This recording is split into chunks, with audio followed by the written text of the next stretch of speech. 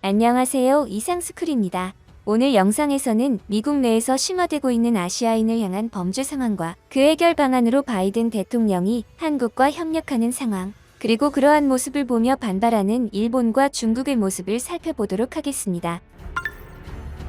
구독과 좋아요 한 번씩 부탁드립니다. 현재 미국에서는 코로나 사태 이후 아시안 혐오 범죄가 급증하고 있습니다. 물론 코로나 이전에도 아시안을 향한 범죄가 존재했지만 코로나 사태 이후 범죄율이 급증했다는 것입니다. 이에 현 바이든 정부는 상황이 이렇게 된 것은 트럼프 행정부와 당시 공화당 인사들의 인종주의적 선동 발언이 상황을 악화시켰다고 주장하고 있습니다. 민주당의 아시아 태평양계 당원 모임의 회장인 주디 추 하원 의원은 지난 2월 아시아계 주민에 대한 공격은 우연이 아니다라고 말했고, 낸시 펠로시 하원 의장도 백인 우월주의가 아시아계 주민에 대한 공격 증가에 기여했다고 지적했습니다. 한편 코로나 사태 이후 미국 내 아시아계 노년층을 중심으로 증오범죄에 대한 물리적 공포가 한층 심화했다는 조사 결과가 나왔습니다. 29일 통계 자료에 따르면 지난 2020년 3월부터 지난해 말까지 보고된 아시아인에 대한 범죄는 모두 1만 건을 넘었습니다.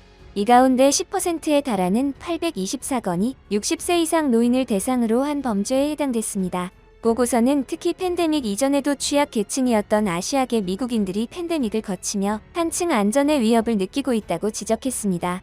보고서에 따르면 증오범죄에 노출된 아시아계 노인의 57.6%는 언어적 모욕이나 따돌림을 경험했고, 물리적 폭행을 당한 경우도 26.2%에 달했습니다. 이처럼 현재 미국에서는 팬데믹 기간 격화된 아시아계 증오범죄가 심각한 사회적 문제로 지목되고 있는 상황입니다. 그런데 미국 내에서 아시아인을 향한 범죄가 늘어나는 상황에 놀라운 일이 벌어집니다. 바로 미국 바이든 대통령이 직접 아시아인의 범죄 해결 방안 모색을 위해 BTS를 초청한 것입니다. 앞서 CNN 등 외신에 따르면 백악관은 성명을 통해 바이든 대통령은 급증하는 아시안 증오 범죄에 맞서겠다는 공약에 대해 말한 바 있다라며, 이에 BTS는 전 세계에 희망의 메시지를 전파하는 청년 대사로서 바이든 대통령과 함께 다양성 포용성의 중요성을 알리는 플랫폼에 대해 논의할 것이라고 했습니다. CNN은 그래미 후보에 올랐던 BTS의 방문은 바이든 대통령이 지난 20일부터 24일까지 한국을 방문하고 윤석열 대통령과의 한미 정상회담 등 첫 아시아 순방을 마치고 돌아온 지 며칠 만에 이뤄졌다고 소개했습니다. 앞서 BTS는 지난해 3월 미국 애틀랜타에서 한인 여성 4명의 목숨을 앗아간 총격 사건이 발생했을 당시 희생자 가족의 위로를 전하면서 슬픔과 함께 진심으로 화가 난다고 밝혔습니다. 당시 나도 마찬가지로 아시아인이라는 이유로 차별을 당한 적이 있다. 인종이 다르다는 이유로 증오와 폭력의 대상이 된다는 것은 우리가 감히 표현할 수 없는 고통이라며 인종차별과 폭력에 반대한다는 입장문을 내기도 했습니다. 또한 2020년에는 흑인 인권운동 캠페인인 블랙 라이브스 매터 측에 100만 달러를 기부하기도 했습니다. 한편 미국에서 바이든 대통령의 BTS 초청과 더불어 또 다른 놀라운 소식이 들려왔는데요. 미국의 대표 도시인 뉴욕시의 공립학교에서 아시아계 미국인의 역사와 문화유산을 가르치기로 결정했다고 밝혔습니다.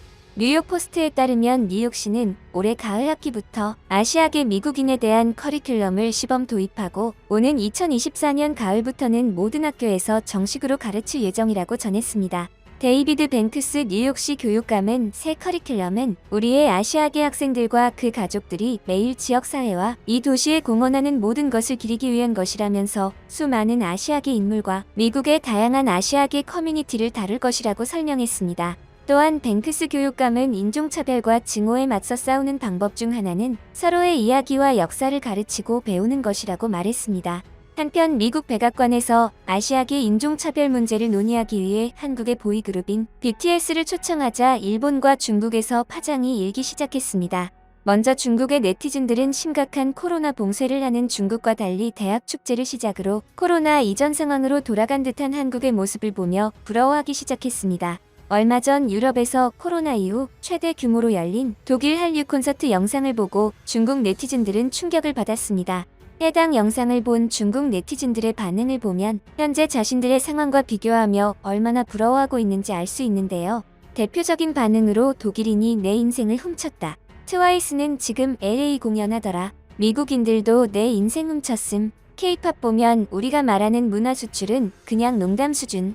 한국은 대학교 축제, 일본은 도쿄돔 공연, 미국은 코첼라, 독일은 K-팝 플렉스, 우리는 핵산 검사. K-팝은 중국 없이도 잘 살 수 있다.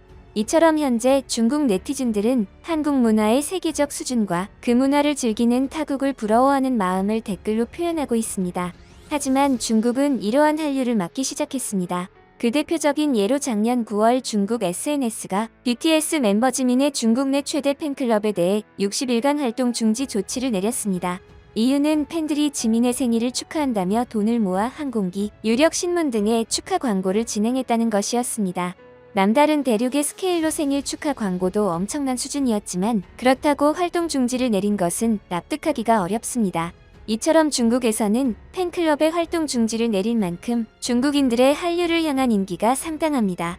그리고 중국과 마찬가지로 일본에서도 여전히 K-팝을 비롯한 한류의 인기가 폭발적인 상황입니다. 특히 코로나 기간 동안 억눌렸던 소비가 터져 나오며 코로나 이전보다 오히려 뜨거운 반응이 나타나고 있습니다. 실제로 트와이스는 지난 4월 23일부터 25일까지 일본 공연의 성지로 불리는 도쿄돔에서 3회 단독 콘서트를 열고 4일간 총 15만 관중을 열광케 했습니다.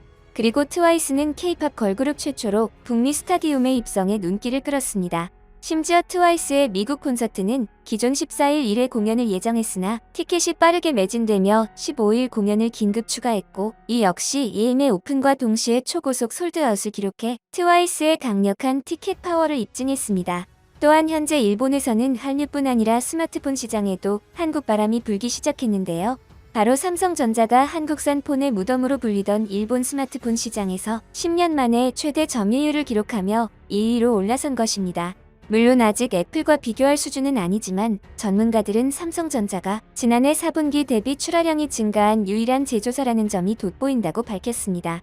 실제로 같은 기간 애플의 판매량은 520만 대에서 420만 대로 줄었습니다. 그리고 이번에는 삼성전자가 샤프를 제친 사실로 눈에 띄었는데요. 일본의 스마트폰 시장은 사실상 애플이 지배하고 있고 샤프, 소니, 후지츠 등 일본 자국 브랜드 제품에 대한 충성도가 높아 삼성전자의 부진이 지속되어 왔습니다. 심지어 일본 버전 삼성 스마트폰에는 삼성의 로고 대신 갤럭시 로고가 들어가는 것으로 유명합니다. 삼성 로고를 넣는 것조차 힘든 일본 시장에서 삼성이 샤프를 제치고 2위를 차지한 것은 엄청난 상황인 것입니다. 한편 현재 한국의 대중문화는 그 어느 때보다 날개를 달고 있습니다. 얼마 전 프랑스 칸 영화제에서는 송강호 배우와 박찬욱 감독이 수상하는 모습도 연출됐습니다. 지난 28일 송강호가 일본 거장 고레에다 히로카즈 감독이 연출한 한국 영화 브로커로 나무주연상을 수상했습니다.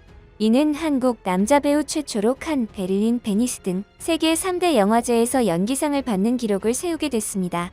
당시 나무주연상 수상자로 송강호가 호명되자마자 박찬욱 감독이 가장 먼저 객석에서 달려나와 화제가 되기도 했습니다. 그리고 그로부터 20여 분 뒤 박찬욱 감독이 감독상 수상자로 호명됐습니다. 6년 만에 장편 영화 헤어질 결심으로 칸에 돌아와 상을 거머쥔 것입니다.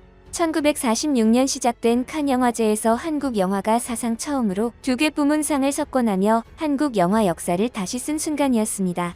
박 감독과 송강호 배우는 각기 다른 작품으로 수상자가 돼 차례로 무대에 올랐습니다. 당시 송강호는 담담함을 유지하려 했으며 메르시 보쿠라고 프랑스어로 말했으며 이어 한국말로 동료 배우 제작진 가족을 언급하며 영광을 같이 나누고 싶다. 위대한 예술가 고레에다 감독님께 감사하다. 대한민국 영화 팬분들께 이 영광을 바친다라고 덧붙였습니다. 박 감독은 코로나19로 극장이 얼마나 소중한지 깨닫는 계기가 됐다고 말해 큰 박수를 받았습니다. 이로써 한국 영화는 임권택 감독이 2002년 추화선으로 감독상을 받으며 칸 영화제 본상 수상의 문을 연 후 칸 영화제 경쟁 부문 7개 본상을 모두 차지했습니다. 이에 영국 일간 가디언은 한국이 기록적인 상을 휩쓸었다고 보도했습니다. 현지에선 K 콘텐츠의 세계적 인기로 칸 영화제가 한국 영화의 축제로 바뀌었다는 평가도 나왔습니다. 한편 바이든 대통령이 직접 아시아 범죄 해결을 위해 BTS를 내세운 만큼 미국을 비롯한 수많은 국가들에서 아시아인에 대한 범죄가 사라지기를 바랍니다. 오늘 영상도 시청해주셔서 감사드리며 내일 다시 찾아오겠습니다.